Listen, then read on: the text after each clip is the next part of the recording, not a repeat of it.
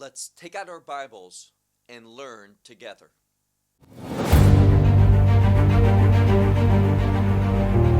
Shalom and welcome to Israel. And I want to emphasize for the purpose of this video that it is being recorded in the land of Israel. Now, why is that important? Because a few days ago, Israel was attacked by Iran with approximately 190 ballistic missiles that came out of Iran and entered into Israel. And what I'd like to do at this time is to speak about that evening and some other things related to what's going on in Israel. And why I speak to this, I want to share with you a video that was taken from our apartment facing east, where you can see what we saw on that Tuesday night.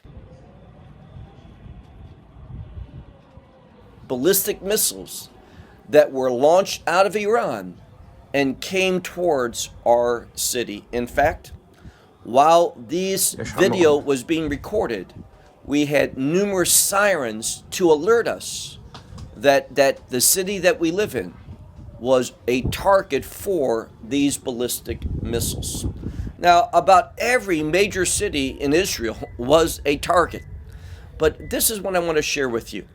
Despite what you hear from some media outlets and online through podcasts and such, see, many people are saying that this attack was different than on April 13th, when again, there was approximately 180 ballistic missiles along with attack drones and other types of missiles that were launched to Israel.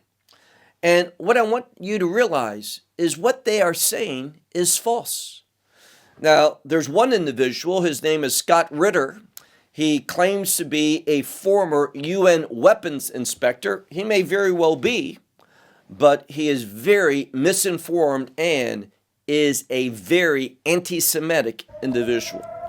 What he shares is fraudulent. It is false. And why do I say that? Because he says, Iran was very nice in April. They sent some of their older things.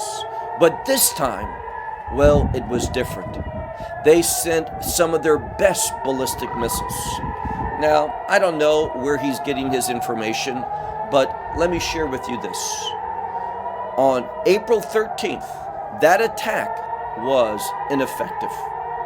Likewise, what we saw this past Tuesday night was very ineffective. What was the outcome of what took place this past Tuesday night? Well, unfortunately, there were 2 Israelis that were lightly injured. And also, there was one Palestinian man from the city of Jericho, and a piece of one of these ballistic missiles that our air defense system knocked out of the sky, a portion of that missile unfortunately fell upon him and killed him instantly. Wow. It's very sad. Wow.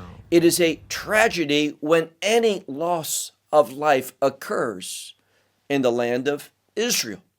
So we are concerned, just like we were for a very young Bedouin girl that was injured on April 13th through shrapnel from that same Israeli air defense system. Unfortunately, she was injured and spent about 4 months in the hospital, but finally was released, and from what we are told, is doing much better, and we give God thanks for that.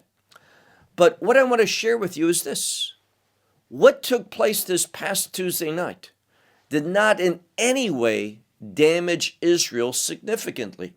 It was highly ineffective, and the damage was very, very minimal.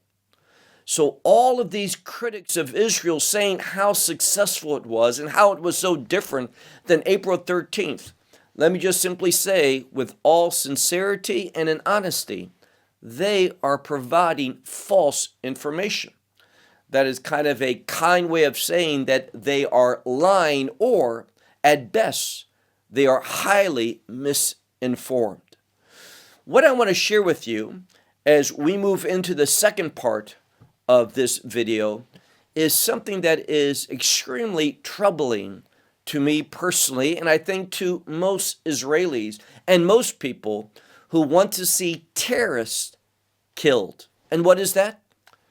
Constantly, we hear, in fact, going back almost to the beginning of this conflict, which began on October 7th, we've heard three groups, and let's be very specific: the United Nations, the European Union, and the White House. They all call for a ceasefire. I don't want a ceasefire, and I can say something else. God does not want a ceasefire. Now, how do I know that? I'm certainly not a spokesman for God. But God wants justice. With God, there is always accountability. And therefore, Israel needs to be concentrating on doing several things. Number one, killing the terrorists. That is going to bring a deterrence to other terrorists attacking Israel. Also, there is an issue of justice. When people rise up against a group, and I'm speaking about against Israel, killing, and we've seen numerous soldiers put to death. We've seen numerous civilians both taken hostages and killed, and civilians within Israel being killed, like those 12 precious Druze children who were killed by Hezbollah. So I don't understand why the United Nations, the European Union, and the White House wants a ceasefire. We should want victory. We should be striving for an unconditional surrender. And I think it is tragic and wrong when people say, well, you can't destroy Hamas. Oh, yes, you can. And what we see is that Hamas is practically destroyed. And I personally believe when its leader, Sinwar, who is the leader now after the main leaders were put to death, just like we see Hezbollah in the north. I'm speaking about from Lebanon, attacking Israel every day. But thanks be to God that their leader, Hassan Nasrallah, was assassinated by Israel. And many of those who were in the upper echelon of Hezbollah have also been put to death. And again, if you understand God's justice and what God says is righteous, you will be thankful for that. So I do not understand the continual calls for ceasefire. Let's be very clear about something. October 7th is when this war began. And as I said a few minutes ago, almost immediately, these three agencies, the United Nations, the European Union, and the White House, wanted ceasefire and to bring into Gaza humanitarian supplies. This was a mistake. All that is done is accomplish two things. It has strengthened Hamas. It has caused the civilians not to rise up against Hamas and assist Israel. And it has also prolonged the conflict. No, we should want a quick end to the war. And humanitarian aid does just the opposite. And what does it do? Well, it raises the prices of food there because it is prevalent in Gaza. These individuals that talk about a humanitarian crisis are liars. There is no humanitarian crisis because of a lack of food in Gaza. That's simply not the case. So let me say very clearly, there should be no ceasefire, not in Gaza until our hostages are returned and the leadership of Hamas is handed over for justice. And then next, I would like to say, why is it when Israel warned Hezbollah time and time again, stop the rockets into northern Israel, or we are going to enter into southern Lebanon. And what happens when Israel finally goes through and enters into southern Lebanon? Again, President Biden of the United States says that this ground offensive needs to stop, and I quote, "It needs to stop now." I'm sorry, but when I hear the United Nations, the European Union, and the White House calling for Israel to stop, I can only conclude one thing. This is not to the benefit of Israel's position. It doesn't assist us in accomplishing our objectives in war. What does it do? It helps the enemy. And it's very, very disappointing to myself, and I think to many fair-minded Israelis, that constantly, when Israel's having success, we hear from the White House in particular that our success needs to stop.